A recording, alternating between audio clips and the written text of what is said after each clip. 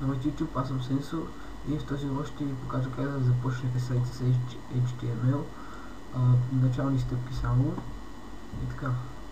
Правите си един нов документ и го запазвате като index.php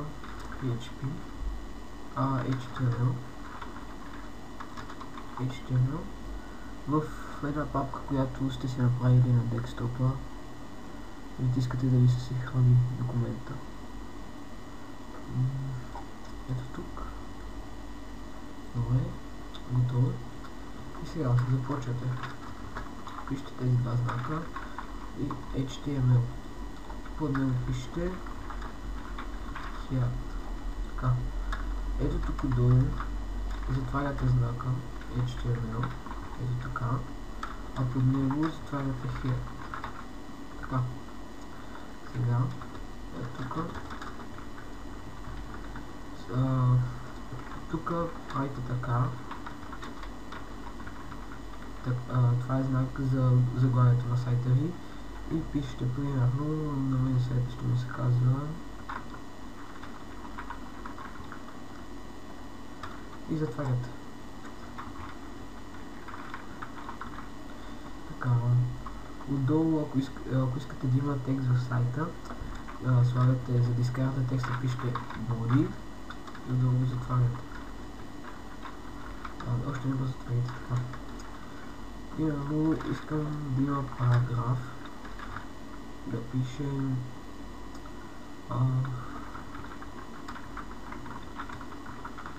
така и затваряте параграф. Отдолу искам да пише примерно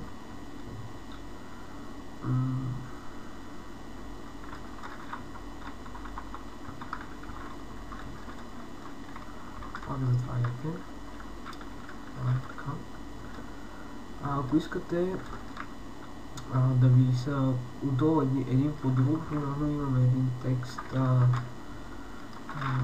така и до него имаме още един така.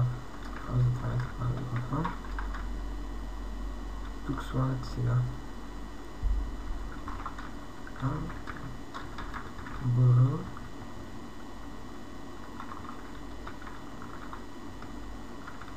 Така, какво се е получило? Така, ето. Ще се получи на вас, би трябвало, ако сте направили всичко както трябва. Ето както тук долу се разделят двете, а вижте ако махнем бър,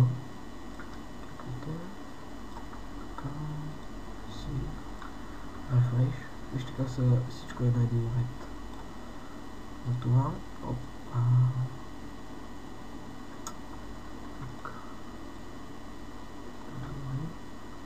слагате тук някъде пишете, отваряте бър, а тук го отваряте кода и ето. Какво друго?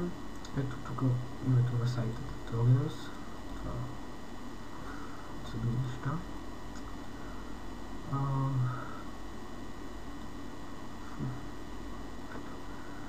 И това ще трябва да е за този урок. В другия урок ще ви покажа пак нещо лесничко такова. И по-нататък може да кодираме и дизайн. Нещо друго. Да затворим боди. Така.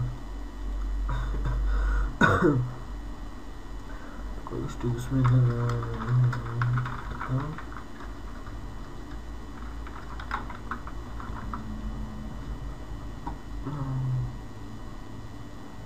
И да, това е.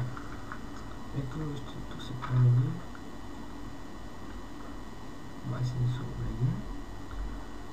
Да, това беше от мен. Абонирайте се, харесвайте и довиждане.